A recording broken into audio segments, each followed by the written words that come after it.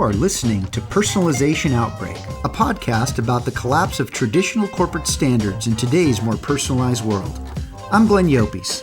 I'm a leadership strategist, author, contributor to Forbes, and founder of the Leadership in the Age of Personalization movement. On this show, I'm interviewing executives across multiple sectors to find out how the balance between standardization and personalization can exist. Hello, everyone. Welcome back to Personalization Outbreak Podcast. Now, today we're going to dive deep into the ideas that matter most to the younger workforce, our future leaders, and the movements reshaping careers. See, we'll be joined by students, fellow students, graduates from Cornell University's Sloan Masters in Health Administration program. In fact, I had the honor of actually speaking to this year's graduating class, I think about a month ago. Now, to join us is Keshaav Krishnaa, incoming administrative fellow at Boston Medical Center. Thanks for being with us, Keshaav. Leslie Leon, incoming administrative fellow at, is it NorCal, Kaiser Permanente? Yes. Thanks for being here, Leslie. And of course, Deevena, Annavarjjula, thank you for being here. I appreciate you. She's the manager of value-based care at Boston Medical Center, and Natalie Spotfer, associate consultant at Ardis. How'd I do with those introductions? Okay? All right. Well, Together, we're actually going to analyze what it means to pursue a meaningful career in healthcare and why so many members of the Generation Z are trading tech dreams for the purpose-driven world of healthcare. Come on now, let's just take a step back because we're all talking about this these days, whether you're from Gen Z or my generation. Meaningful work, career stability, the chance to make a tangible difference in people's lives. See, these priorities are really driving a seismic shift. See, according to the National Society of High School Scholars, a gap is opening as young talent is turning away from careers in IT or certain engineering fields in favor of careers in care and assistance. In fact, this study shows that 3 out of 4 young people in the United States now prefer careers in hospitals over the tech giants. Now, during our conversation, we'll explore these motivations and tackle some key questions, such as what does meaningful work really mean? For this new generation of leaders, I mean, does healthcare truly offer the career stability and even the environment that they're seeking? And in the world of growing automation, what can healthcare do to stay steeply and deeply human-centered and inspiring?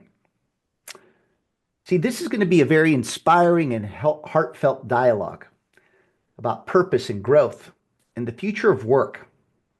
So before we get started, please click the like button below, share it with your colleagues, and subscribe to our YouTube channel and social media at Glenn Llopis. Keshaav, Leslie, Deevena, Natalie, Deevena. Thank you for being here with me today. As I shared earlier before we went live, I can't thank you enough. I mean, your voices matter. The way you think matters. And I'm very excited to be here with you. So just off topic here, Deevena, why are you excited to be here? I'm excited because I think, this is a really important conversation. I'm really passionate about healthcare, and I frequently talk to my younger cousins and younger members of my community about why I decided to go into healthcare. And I think it's, something that a lot of people think about. And so to be able to contribute to that and maybe help one person find their path, I think is really important. I think that's a big reason why I'm excited. Well, I'm going to throw you a little curveball. And again, you can pass. But as I listen to your answer, can you see the correlation between, given the work that you do in value-based care, do you think it's equally important to find value-based care in patients as well as employees themselves?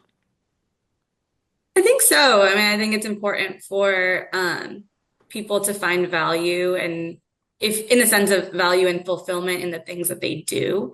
And then in terms of value-based care for patients, that's kind of what we're, I think, pivoting to, is trying to find ways to help the patient as a whole, not just when they show up to the doctor, but what can we do for them when they're in the home, when they're, in their communities, and how can we help them get value out of their interactions with the healthcare system. So I think it does go both ways, definitely. Ah, and you are giving it even more thought as you are answering the question, right? I mean, if we're I was like, putting I have to think about but that. but I knew you'd do great. And this is the point is that we always talk about the patient as Yeah. we should, right? We're a very mission-driven industry and rightfully so. But Absolutely. notice that as you guys are now learning more about how this industry has moved to where patients are consumers, we're also learning that the employees are consumers too. They want value. They want to feel like they're valued. They want to be cared for, not just in the workplace, but outside the workplace. And so these are big issues that are very new to the industry. But the reason that we've asked you, or I've asked you to come here, and I appreciate you guys taking the time for it, is that now generationally, there's a priority around doing things that are meaningful, the things that matter. So let's start with this first question around meaningful career. Okay, what does this mean to each of you, and how has this influenced your decision to enter healthcare? Leslie, let's start with you. Why does what is a meaningful career, and how's this influenced your decision to enter the healthcare industry? Yeah. I think for me, a meaningful career is kind of twofold. Like, for one, it's thinking about my output to the world and like the positive, tangible impact I'll have. But on the other hand, it's also more personal and internal to like my growth and my own values. So thinking about a career that aligns with both of them. So I mean, healthcare really allows me to touch on that first point of having a tangible positive impact, especially targeting like underserved communities like the ones like I grew up in have uplifted me. So it really allows me to target that aspect in terms of like just expanding access or improving equity and giving back to those communities. As Deevena said, it's not just about the individual, it's kind of about also uplifting the community as a whole. And on the other side, I mean, healthcare has really is just always so versatile and always changing and constantly innovating that it really allows me to hit on that second target of like personal growth. Like I feel like there's always something to learn, always something to be challenged about in healthcare that it just really allowed me to target both of those things that have really allowed me to feel fulfilled and like I'm going in a meaningful career path. So, Leslie, I love your response. And again, just for the audience, you come from a family that whose roots come from Mexico. Is that correct? Yeah, that's Okay. correct. Yeah. And those that are listening to this that are, whether they're in the healthcare industry or not, uh, probably know as these demographics continue to grow that as Hispanics, and I'm Hispanic as too, we are most susceptible to chronic disease states. So again, this might be too personal, and I'm not going to ask you for names, but has there been someone in your family that has undergone a healthcare crisis that you think changed your life? Yeah, I think my maybe not so related with like chronic diseases, but my mom has experienced a lot of like healthcare issues recently, especially just a lot with like ophthalmology visits. Yeah. Hmm. And that has changed the way I viewed healthcare just because at the time she didn't really have access to it. And I think, as we know, like think topics like cost and access to quality healthcare come up, and just being able to see that point of view from just an immigrant low income community point of view has been pretty impactful, kind of seeing how I approach communities going forward. Yeah. Leslie, I appreciate you answering that. And again, guys, you don't have to go anywhere that you don't feel comfortable with. But why did I want to ask you that question? Because especially the things that are driving your motivation, and you talk about access to care. I mean, this is something that the industry right now is really grappling with because we're seeing the demographics shift. We're starting to see that uh, there are families that can't afford it. And so you're seeing this at this stage of your life. On the flip side, my mom's 90 years old and she's recovering from a stroke. And I've been there lockstep next to her. I haven't been saying, boy, I'm so glad I understand how to navigate the healthcare industry. I'm asking myself, what about the 99% that can't? Mhm. Right. And so when I hear your response about meaningful career, I immediately say to myself, Leslie's going to be one of those people that is going to charge forward. She's going to navigate and she's going to try to make this help more and more helpful for not just her community, but all communities. Is that a fair assessment? Yeah, I think that's a fair assessment. Yeah, thank you. Okay. Yeah, you're welcome. So Natalie, what's your take on this question? What does meaningful career mean to you? Yeah, well, I think that question that you asked Leslie, a second part was interesting because when I was reflecting on Mm, going into healthcare and why people go into healthcare, I was thinking that a lot of people I know go in because of personal experiences, whether it's they had such a positive experience that they are excited by that industry and they want to give back, or they had an experience that they saw room for improvement and they want to go into it to improve upon the experience they had or fix things per se. And I think those are two big drivers of people going into healthcare. And that in turn just will have a meaningful career because you're driven by personal experiences. So that makes up a group, I would say, of healthcare workers and the people that populate that industry. great observation. So why are you in it?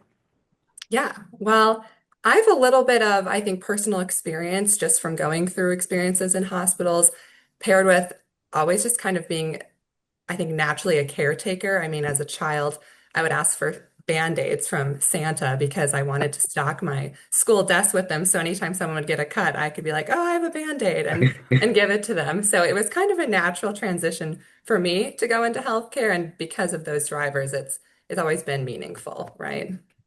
I love it. So now that you're getting a taste of it, uh, how has this translated into the work that you do? Yeah, well, I started my career in healthcare as a nurse, so that was very patient facing, of course, and I was quite literally putting band-aids on people, so my childhood dream came true.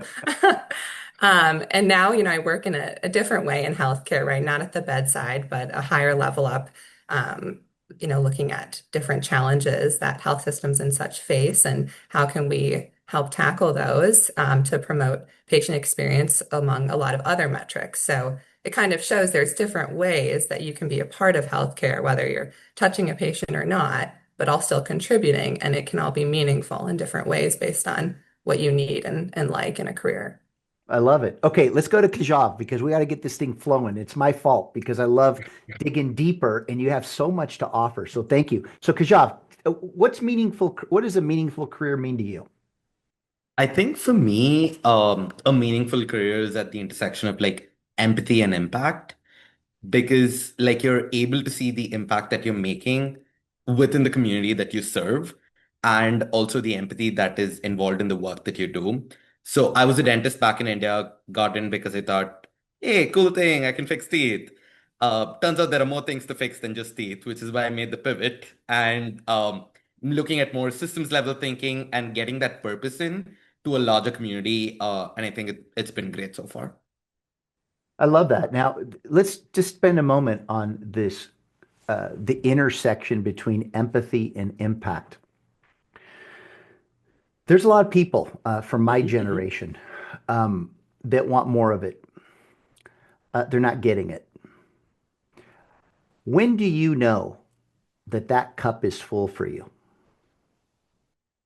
I think for me, there are multiple stages in which you know that cup is getting filled. I don't think that cup will ever be full, at least in this lifetime. But I think multiple stages, like if you're walking across and somebody sees like you're associated with a particular, say, industry or organization, and they feel comfortable to come and talk to you and to seek help, and they know that you can deliver care some way, somehow, and help them through the journey. I think that is how you know you're filling the cup, right? I love that.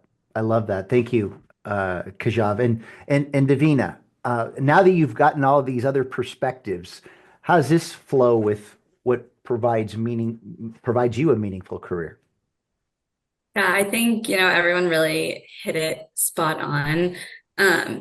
For me, I think, our working life is half of our time being awake in a day. So that's, 8 hours a day. That is a substantial amount of our time. And so for me, I think a meaningful career is something that I can feel excited about every day and wake up in the morning and say, and yeah, and every day is different, and every day is not as exciting as the previous, or maybe it's more exciting than the previous. But I think as a whole, if you can wake up and say, like, I'm looking forward to doing the things that I get to do, that to me is really meaningful.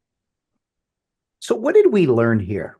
Is it all of you, while your responses interconnect, they're different? What's the point? Is unless we know this, let's just pretend that you guys are your own healthcare organization. That means that those that you're serving or come into contact with um, should know this difference and also know the intersections. In fact, each of you should too. And so, why is this so important? Because careers can become meaningful until they're not. And then what do we do? And what I've learned from, meeting, well, Keshaav, when we met, and others from your generations, and I don't like to put you guys in boxes, trust me, I don't. I'm not a box guy. But what I do learn is that unless people know what makes us tick, then we always question the discretionary effort that we give. Because are we given the environment to make the meaningfulness sustainable? Do we expect others to do that for us? Or are we in charge of partnering with our employer to make sure that that never goes away? You don't have to answer those questions. I'm just providing perspective, right? Because we talk about these terms as if they're simple. They're actually quite difficult because for some people, they just want to go to work and get a check. And having been affiliated with healthcare now for well more than a decade, I mean, how can you not feel that sense of meaningfulness when you go to work? It's a powerful environment, but also it's our job to make sure that it remains that way. And that's why, as we're facing financial challenges in healthcare, even talent challenges, all these things, in the end of the day, we have this tendency to see them as separate things when they're all interconnected. All of them are. So I just share this with you guys because as you continue to embark on your careers, I feel very optimistic about the future because I actually believe that the way that you're thinking now wasn't how I was thinking. And this is what I do for a living now. It's all about this stuff. But I wasn't thinking that way because I was thinking of it as a job. And what you're really saying to yourselves, and correct me if I'm wrong, that having a meaningful career is something that you each are responsible to manage. See where I'm going with this? And I think that I've learned that from you guys, not just you guys, but others, the younger leaders. It's my responsibility as an individual to create that environment for those things to flourish. So, I'm not just talking here to your generation. I'm talking to mine. And I'm doing that intentionally because in the end, we're here to help invest in you to get to where you want to go because the challenges in healthcare are becoming much more dynamic. Why? Because with different types of people across different generations and age groups, we have to become more personalized, not just at the patient level, but at the individual employee and provider level. Any comments? Anybody have a comment to what I just shared? You could jump right in. Okay. So let's talk about how important it was for you to see the opportunity to make a tangible difference in people's lives. So let's go back to you, Natalie. Why was that so important to you? And why did that play a big role besides the band-aids, right? Though I love that story. But because you've been in healthcare, when did you first see that this actually can play out in real life? Yeah, I think that, when you're impacted by an event within the healthcare space, it can impact your life quite a bit. So sometimes it's just kind of a natural transition to stay in that space because of the impact that it had on you personally, and then kind of understanding the impact that it can have on a lot of people as well. So I think, knowing that and feeling that is what kind of pushes you in that direction. And well, I mean, when I went in to be a nurse, right, that was kind of the first time that I could see it becoming a reality, is actually caring for patients and understanding what that looked like. So that's, I would say, when I first kind of saw it come to fruition there. And then when did you start realizing that you as an individual needed to be tended to as well in order to deliver that care? Oh, absolutely. Well, I worked specifically in behavioral health. That was my specialty. Mm. And, something that a lot of the nurses and staff would talk about is, can you deliver mental health care if your mental health isn't in a great spot, which can happen from Mhm. a variety of factors that, people in the healthcare workforce can experience, right? It does take a toll on you, right, when you're caring for somebody at that level. Um, and while healthcare is really inspiring to go into it, there is that toll account that happens across all different levels of jobs in the industry. So I think seeing that to, have the biggest impact or be the best nurse or whatever your role is, to a certain extent, you have to be in a good place yourself. And that's just like something you kind of learn as you go, right? And then figuring out what that looks like for you and what you need in order to be the best person in your job, be the best caretaker, or whatever it may be. So thank you, Natalie. I'm going to move on a little bit here because I see the trajectory of where this is going. And Leslie, I like to go with you. Do you think that the healthcare field currently offers the kind of career stability that Generation Z is seeking? I think so. I will say yes, but so yes, I think healthcare offers a lot of job security, like purpose-driven work and career advancement opportunities, just because, I mean, even within healthcare, like there's, hospitals, pharma, biotech, like there's so many industries even within the healthcare industry that Mhm. there's always that stability that just for career growth or, financial stability. Um, the reason I said but in the beginning of my answer was because I think there can often be a maybe a disconnect between expectation and reality when going into healthcare. And that's more like obviously there's this expectation of it's purpose driven, you get to have a positive, tangible impact in people's lives. But kind of like going back to when Natalie was talking, it is a high pressure work environment that can bring some unexpectedness when you go into the field in terms of as an employee, just the toll it can sometimes have on like just emotionally. So I think yes, there's a lot of career stability, but there's like caveats to like what to expect and the impact that that can have when maybe there's a mismatch. Have you seen others experience that mismatch? And if you have, what did you learn from it?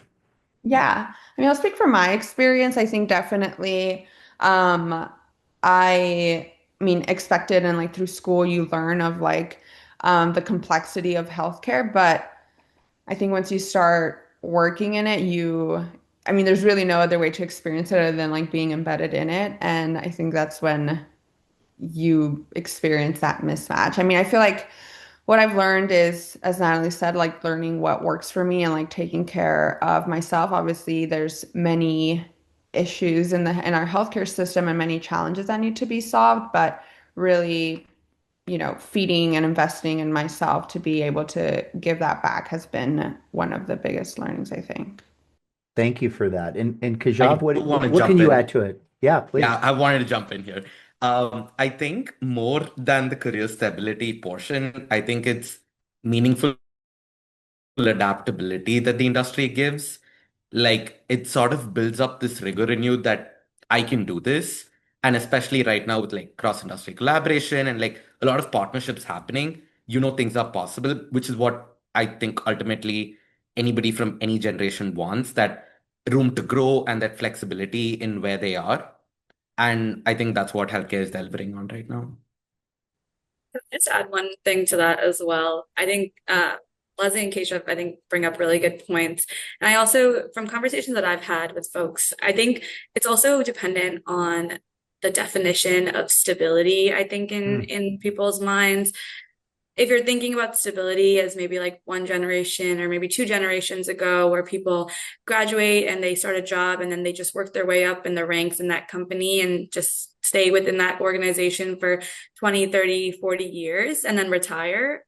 I think today's healthcare landscape looks a little bit different because there's so many new entrants, so many moving parts, so many different ways to make an impact. So I think in today's world, and as Gen Z and now, future generations enter the healthcare industry, its stability may not look like you stay in one company and then you retire there, but I think it looks like you can find a spot for yourself at all phases of your career.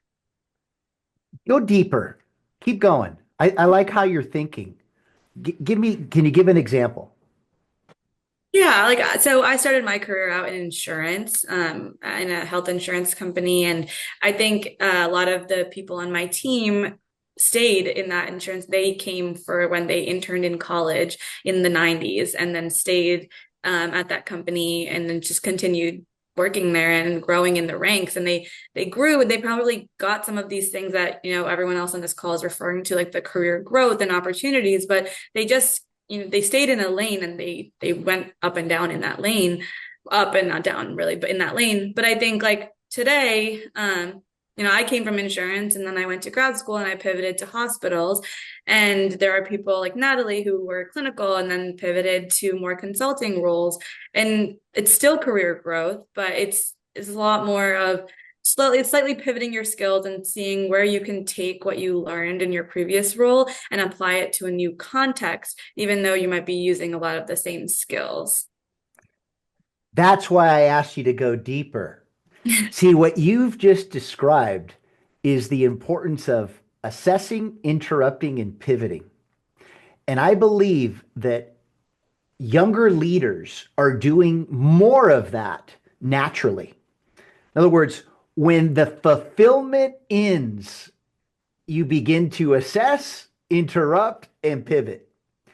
While my generation was solving for something entirely different, we weren't thinking that way. It was about stability in a job, getting the 30-year plaque. Now, I didn't feel that way, but there's a lot from my generation that did, and there's nothing wrong with that. But what have I learned? Okay, you don't have to agree. Just let me tell you what I learned. I learned that staying on that path brought less happiness in the end. Why? Because I've learned, and I've learned this through my research, guys, because I've learned that when you might find stability on a certain path, but that doesn't necessarily mean that you're evolving as an individual, that you're learning more about who you are, what matters to you, how you can be in service of others. And one today might call that your comfort zone, that one regrets later. And this is why I have such hope for you guys and others that represent this stage of your career, because I think you're going to be constantly, this is my prediction, that you guys will reinvent yourselves more than any other generation in modern history because of what you just said, Deevena.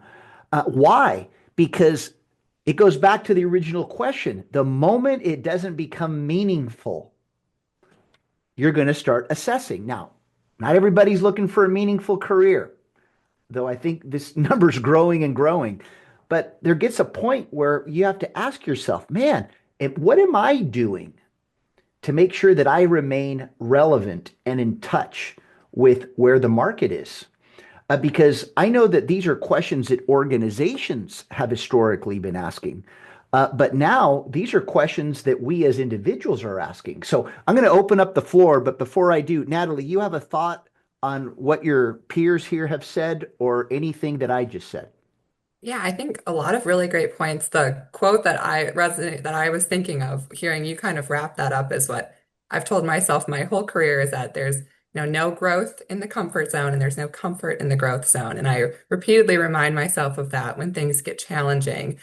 And I know I personally kind of relate challenge with growth and with opportunity. So when things get too comfortable and potentially too stable, that doesn't always feel like an opportunity to push myself and to keep contributing. And I think that's the mindset that myself and others have right now. Natalie, I love it. Okay, so let's just agree on this. And it's going to be tough because we're so wired to think this way. Instead of saying challenge, let's use the word opportunity. Because I know that in the end, you want the challenge. But what you really want is the opportunity to help things that got us to where we're at, to take them to another place, which doesn't mean that whoever got it to where it's at now did something wrong. Okay, let's not place blame. I'm not one that promotes finger pointing. That's a waste of time. It's what's the opportunity, and am I going to put myself in a position to be part of that opportunity for the betterment of the greater good? That's my philosophy. But anyone want to challenge that or provide another comment? We're good? So thank you for saying that, Natalie, because this whole opportunity mentality is what gives me hope. And I know that you guys are all driven by that. So let's switch here a little bit, the focus. The reason that it initially got you, asked you, and Keshaav, thanks for helping me coordinate this, uh, was around this study that came out that I'd mentioned in the intro. That now, that now we have more and more, 3 out of 4 from Gen Z populations are switching their focus from tech to healthcare. Um, what is your take on this? And what do you think accounts for this shift in perception? Now, I'm going to start with you, Deevena. And Deevena, I've got to believe that you're not going to talk about AI, right? Or are you? Good. See, I felt like you would not go with the norm, and if anybody else does, it's okay. No one's being judged. But it goes beyond that, doesn't it? Yeah, I think so. And actually, when I was thinking about this and reflecting on this before this call, I actually was wondering, how many people make a hard pivot from like engineering and true, maybe like tech fields, like going from wanting to work for, say, Google, and then making a hard pivot into wanting to work for a hospital. I don't know the numbers on that. I'd love to ever get to see those numbers, but I think there's my hypothesis is that there's less people that are making hard pivot from true tech and true engineering and those kind of fields to true healthcare. And where I think maybe is a larger number of people is the people who fall in those interdisciplinary in between fields that are maybe interested in healthcare as an industry because they like the purpose and the opportunities that it gives, but they may have a hard skill in something more technical, and maybe they choose to go into healthcare information systems or healthcare analytics or things like that. But yeah, I think that might be the larger group of people who are, when you think about people who think about tech and then maybe also think about healthcare, it's that in between interdisciplinary, inter-industry players, I think, that are probably taking up more of the percentage of the group versus people who say like, I have always wanted to code for Apple and now suddenly I'm going to go and, be a nurse or a doctor. Who wants to jump in? Kajab? I can go next. I think the pandemic sort of put in a new lens for everybody. Like tech is powerful, yes, but healthcare is sort of essential. Like somebody can somebody can build this great algorithm that you can scroll through all day, or you can build an algorithm to reduce the time you need to receive care. And I think if those two are presented on a platter, people started to choose differently. Is I think one thing that started this pivot. I think the other major focus is also that healthcare is more open to innovation and more ideas are emerging out of the table. Uh, I mean, they've been tremendously cautious over time just because the industry is sensitive because we deal with patients' lives. But I think with all of this innovation coming in with I'm gonna say AI and like predictive algorithms and all of that, like there's so many more things that you can do within healthcare now, which probably people were not thinking about, let's say like 5 decades ago. Go ahead, Leslie. Yeah, I just wanted to, I mean, I think there's also been a lot of volatility like in big tech. Like I think there's been, we've seen like mass layoffs and just for I guess the fragility of these roles has been more exposed recently. And kind of adding to what Keisha said about, I think the pandemic really shed light on the like healthcare just being essential and was kind of displayed as this heroic like field, and things like telemedicine came out of that. And I think a lot of big tech companies are themselves going into healthcare, like Amazon with like One Medical and just Amazon Pharmacy, and even big tech going into healthcare, I think has exposed how rapidly healthcare is evolving and the long-term security that can bring to individuals. And I think Gen Z or, younger generations are starting to realize that and go into that. I Thank think it you, was Leslie. also Okay. interesting that Leslie brought in the whole heroic aspect of healthcare during the pandemic. I think that altruistic nature also plays into the shift that's happening right now. Mhm. Natalie, any thoughts? No, I think I agree. I like Davina's point about that kind of middle group, right? That has some of those technical skills and might be pivoting to healthcare because of the purpose-driven work. And if you're having longer days or tough days, if you know you're really contributing to something that's meaningful, not saying tech isn't, of course, but I think it's a little easier to pull out that meaningful work in healthcare. Guys, first of all, thank you for sharing this, and I'm going to share something with you. Um, but every quarter, I step back and evaluate my own career.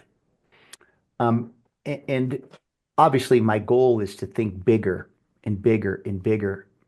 And what I came to realize just a few months ago is the reason I do what I do is because I actually believe that we're on the cusp of a healthcare crisis. Why?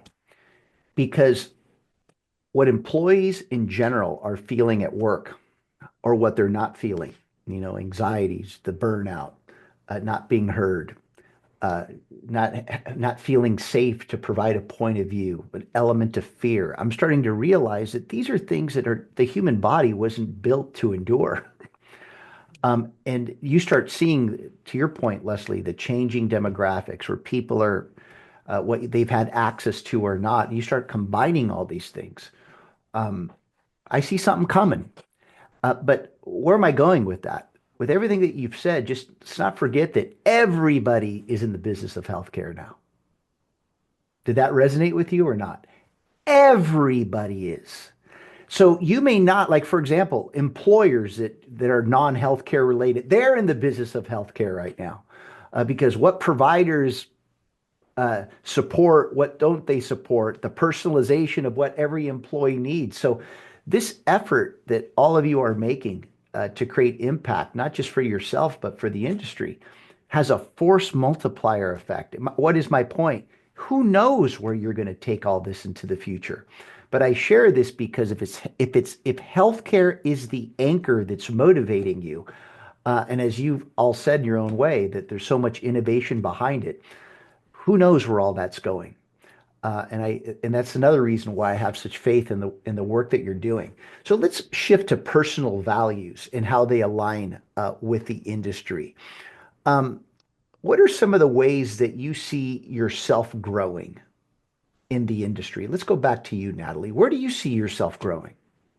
Yeah, well, I think healthcare is a great place to put yourself when you're looking for growth because as we've talked about, it's changing all the time. There's new innovation, there's research, discoveries that come forward and change how up to sometimes everything works. So that niche component of the healthcare environment makes it ripe for growth because you're always going to face new opportunities. So as you know, I moved away from the bedside into my new role today, all of the work that I'm doing, is it can be impacted by these changes. And that's going to force me to continually learn, to try to predict what's coming, and to be creative in thinking about opportunities and solutions to try to match that industry dynamic and move with the growth of it. I'll ask you this question, Natalie. Is it fair to say that with the need to continue to learn, that we must unlearn as well? Yeah, I think that is fair because I think going through school, you learn a very specific way and you learn information that's presented to you, you get tested on it, and learning in the real world per se, or today, right, is about trial and error, experiencing things, watching things. And I think there's different ways to learn. And so you have to unlearn the standard way, if that makes sense. Well, that's why we call this personalization outbreak. And it's not that the standard is bad, is that we have to modernize the standard as needs of the patients and employees evolve. And that's the trick, right? We are at this time in healthcare where we have been driven by standards that go back 100 years. But as we all know, as the individual changes, as in what their unique needs are, um, everything starts to change. I mean, I interviewed recently a neurosurgeon that said to me last week, Glenn, I'm having more negotiations with my patients than ever before. And because she's in pediatrics, she goes, and the parents are negotiating with me too. So, I mean, now it's not, this just because you have this title that you must know everything. Uh, I mean, we live in an age where we're dealing with a much more informed individual. And so we have to get out in front of that before circumstances force their hand. So that's why I brought up the unlearning, because there's only so much that our brain can take. And so if we're going to pivot the right ways and learn, we got to unlearn too. What do you think about this topic, Leslie, and how have you been growing? Yeah, I mean, I think that's actually fits really well into what I was thinking for myself. Like, I think I don't know specifically what my specific role in the future will be, but I think the way I see myself growing is I'm just always a lifelong learner. I consider myself a lifelong learner, and as healthcare is constantly evolving, like the way I want to grow is maybe more mentally, like remaining curious and being open to learn. I think up to this point, I've been very prescriptive with my life and like you in high school, go to college, like, and now being at a point of, remaining open and being able to learn from peers, like patients themselves, like data, and being open-minded in that way to see kind of where my role or career pivots, and not being so prescriptive about it, anymore. Yeah. Well, okay, ready? I said why I mentioned earlier why I have so much faith in you guys, right? And then uh, Deevena talked about how there's certain points that we might have to pivot. Okay, you just put the icing on the cake there, Leslie. Now you have freedom. You've realized that everything to this point has been prescriptive. And now that you're out of that environment, you are now in an environment that is opening your eyes and really unleashing your curiosity. The question is, what are you going to do with that urgent need to keep your mind open and searching for what's next? That means that you have to be part of shaping an environment around you that gives you inputs to help you with that process. You see what's happening here is that this conversation has started from prescriptive to now more personalized, from standardized to more personalized, because even you yourselves, as you've graduated from Cornell, you're in the workplace now, and you're really seeing that, wow, you have so many options in front of you. It's almost overwhelming. But if we stay on that path, I forgot which one of you said it. Oh, you did, Deevena, in that insurance company. There's nothing wrong with the insurance industry. It's a great industry. And you stay on that path, you can see why it's so easy for people to stay in their comfort zone when what they really want is something that excites them, but they're going to have the right people around them to inspire them to trust themselves enough to do what's right for them and thus create an even more meaningful career. Do you guys follow where I went there? Guys, these are things that you already know. I can't tell you the hours I spend with executives in my generation that are just starting to understand this. Go Yeah, ahead, can I? Leslie, please.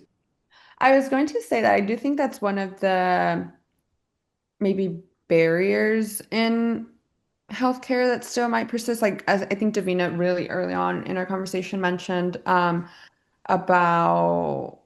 I think we're in a generation where we're starting to, um, or I think it might have been Natalie, or we're starting to like assess and pivot. But I think healthcare is still like its structure, it's slowly shifting or changing, but I think it's still a little bit traditional in terms of its like hierarchies or like trajectory. So I think that's an area where our generation is starting to like push and change that a little bit. But I definitely think it's still in its evolving like stages. You know who would agree with you? Early in career nurses. That's a whole other conversation. But this is a good thing. It's not a negative thing. It's the opportunity, right? Because our job is to make sure that our institutions are constantly evolving, which means what? The minute, Leslie, that you stop being you, shame on you. Don't ever point the finger at the institution. You got it? You see what I mean by that? And that's why it's so easy to say, oh, yeah, I want all these things. But hey, you have to create that opportunity and help other people see it, which is why we're having this conversation because you're helping me see things. I could imagine how you could be helping others.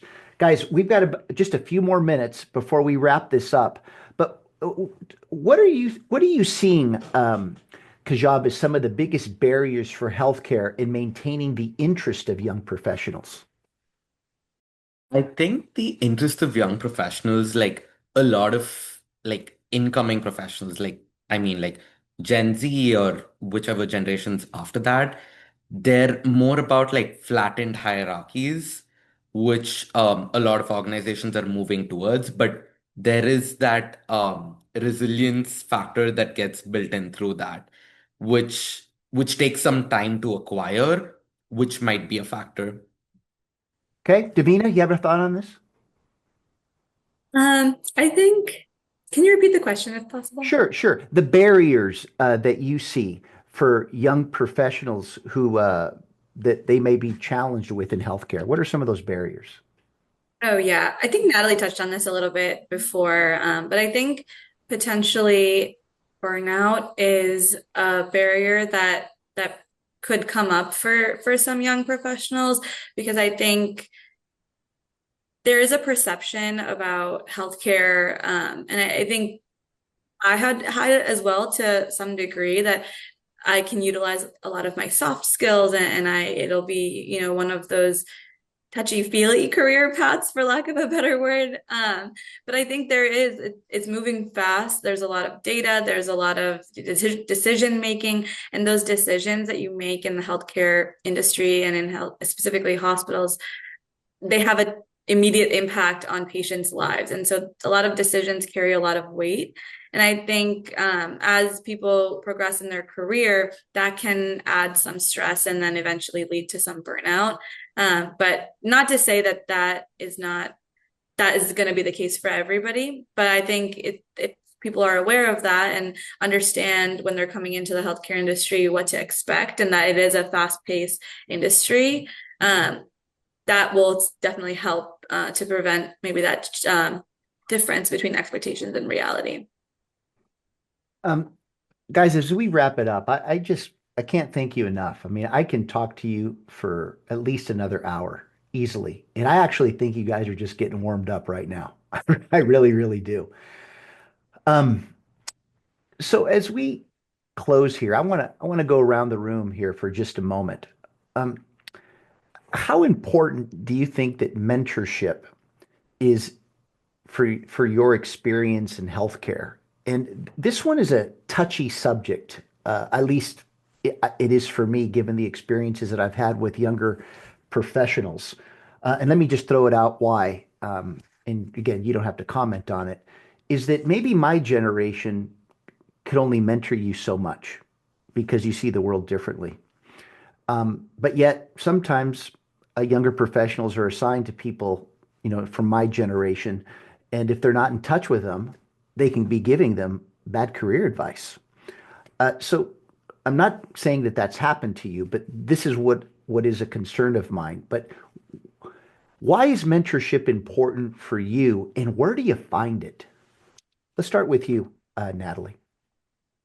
Yeah, I think well, mentors help teach you and shape you to position you, best for success. So I think today's leaders or mentors in the healthcare space, um, that is so rapidly evolving that they have to set up people who are coming in for success to meet that rapid evolution. And I think that's part of their role, right, to get this next generation ready for whatever to tackle is next.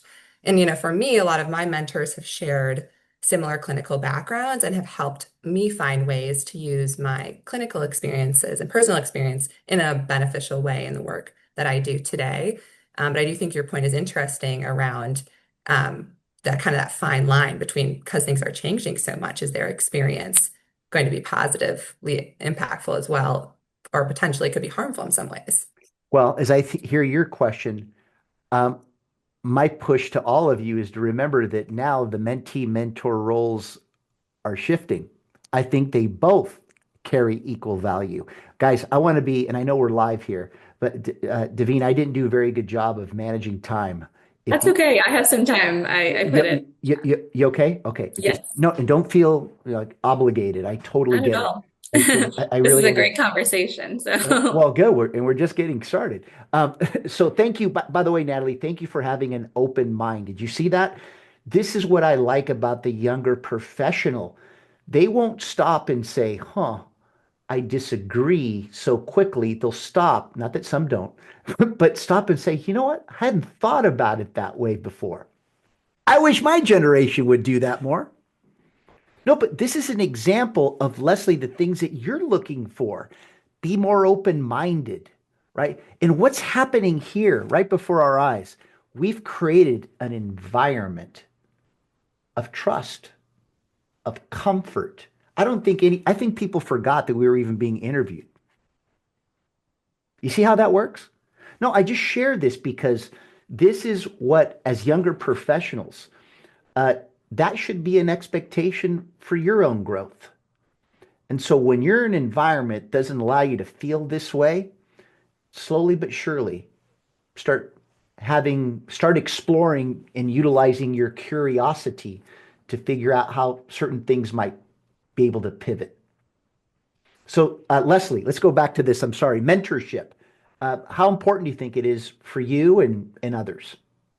Yeah, I mean, I think it's very valuable, and I think you and I kind of brought this up of at least to my mind. We've talked about things being like prescriptive, and I think we're evolving to mentorship being seen as more of like a collaboration or like a two-way street type of process. And I think it's even more relevant in healthcare to have that mindset. Personally, a lot of my mentors are even beyond like I'm going into hospitals, but they're even beyond like hospital space just because of how interconnected healthcare really is. And it's just a way, at least I found it, not only to help me navigate like the complex environment of healthcare, but also a way to kind of share information, staying informed, being able to pressure test whether Mm. the ideas. And even if, mentors are often older and come from a different, generation or way of thinking, I think it's important to always learn from their perspective and learn how things have always traditionally been in order to be able to push back. And maybe that's where our generation comes. And after understanding how things have always been, where do we come in to see where there's gaps and where things can change? So even though, there's often a gap in between generations, I think there's still learning that could be done, and it's important to do that learning piece to be able to come in and push back. Love it. Keshaav, where you stand on this topic? You're on mute. There you go. Good. I think having mentors like so important. Like it's almost like having Google Translate at work, but just for all the jargons that you hear on an everyday basis. And I think the other thing is also like some of my mentors, like some of my greatest mentors, have told me things like, here's what you should do, and here's what works. You can choose which to do. You don't need to do either, but you can take a path from there. So it's also having that flexibility during conversations and just having it like a very open conversation. Like I talk to my mentors usually once in 2 months, and we catch up. I tell them everything that's happened, and at that point, they're so invested in my journey that it almost feels personal to them, like they're going through the entire cycle again, which I think is what makes it enriching for both parties because the mentor gets to relive their younger life, the mentee gets to live on to the older mentor. So I think it's a beautiful journey. I love the way you said that. Thank you. Deevena, where do you sit on this? I think one point that you made before that really stuck with me is how the whole responsibilities of the mentor and mentee are kind of shifting slightly. One thing that I try to keep in mind is that this is not the first time in the healthcare industry that it has experienced changes. I think the healthcare industry has evolved many times even in the previous generation's tenure in the healthcare industry. And I think their experience and perception of how they handled those changes really helps me to inform how I handle future changes. Hmm. And so, and vice versa, I think how I handle today's changes can also, like, I've had great discussions with my mentors about how I'm handling certain new trends or challenges or opportunities. And, that informs how they also handle today's challenges and opportunities as well. So I think it goes back and forth, but while yes, I think a lot of mentors can help you with like content knowledge, what I really think I take from my mentors is how to approach problems. And those types of things haven't changed from generation to generation. Thank you. Thank you. Guys, do we have time for one last question to wrap this up? Just one more? Okay, because I think this one kind of brings it all full circle. Do you think that young professionals today care less about higher salaries and prestige and more about purpose-driven work? What do you think? Who wants to start? I can go first.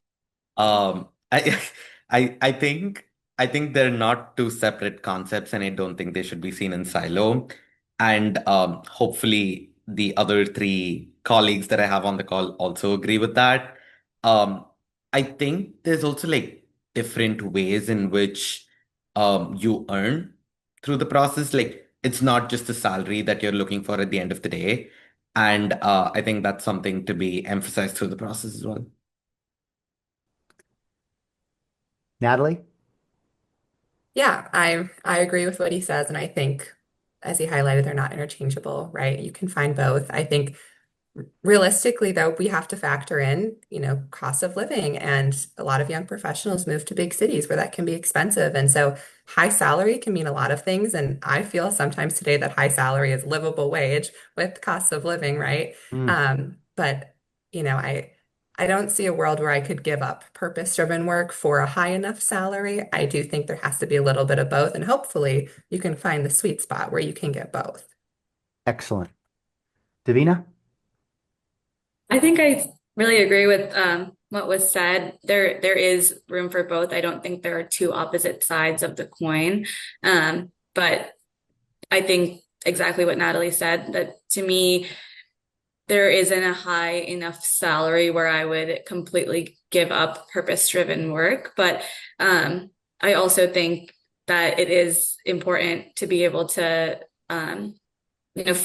be able to live and have that opportunity to do other things in life outside of your work as well. And that's kind of where salaries help a lot. So Final thought, Leslie, on Yeah, this I think to topic. wrap it up, I mean, I agree with everything that everyone has said. And I think it makes me reflect on we're a generation that is really valuing like awareness and values like of authenticity and transparency. And I think we're, as young professionals, also starting to value that in organizations and holding also organizations and ourselves accountable to kind of meet and align with these values.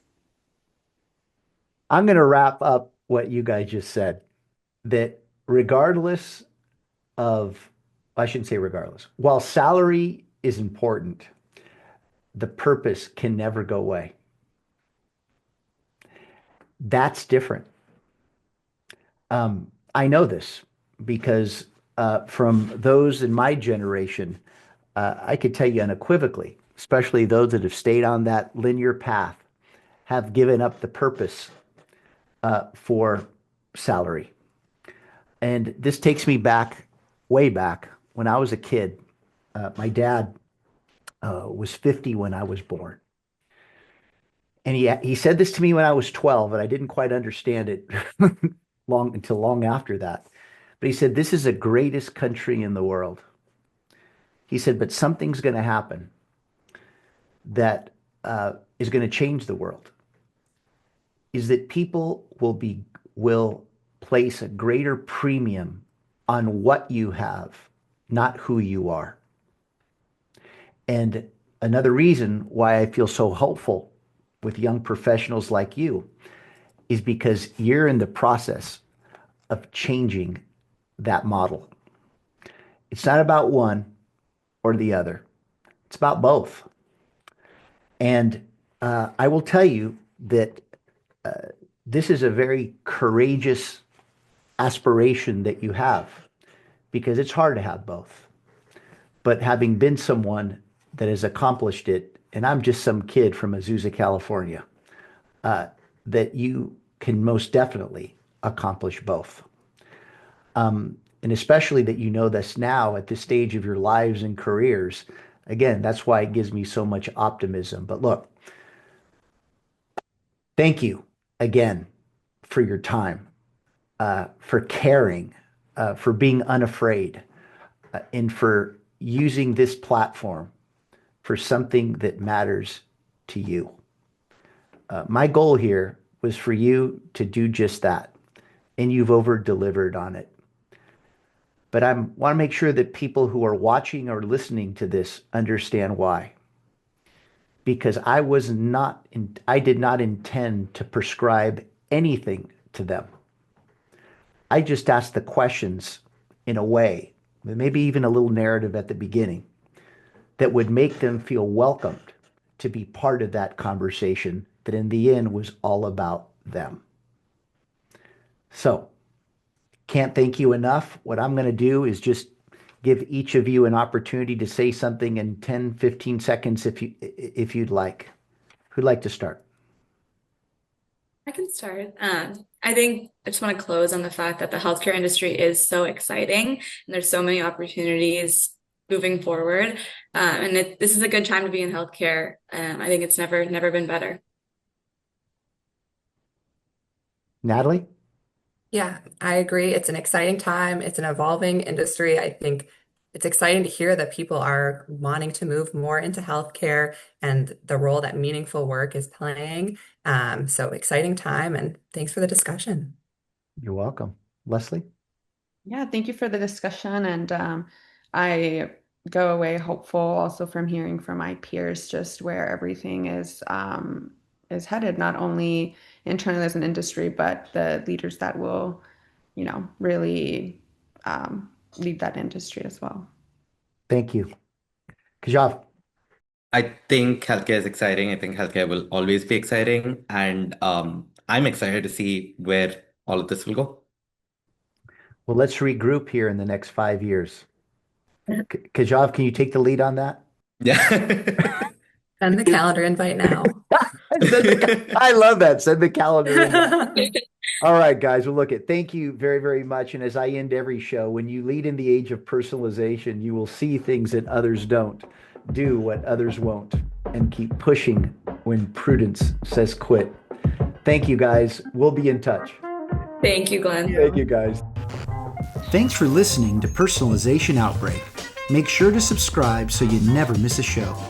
If you enjoyed the content, visit ageofpersonalization.com to check out our free streaming video series and learn how to get involved in the movement. I'm Glenn Llopis. I wish you a good day, and remember, without strategy, change is merely substitution, not evolution.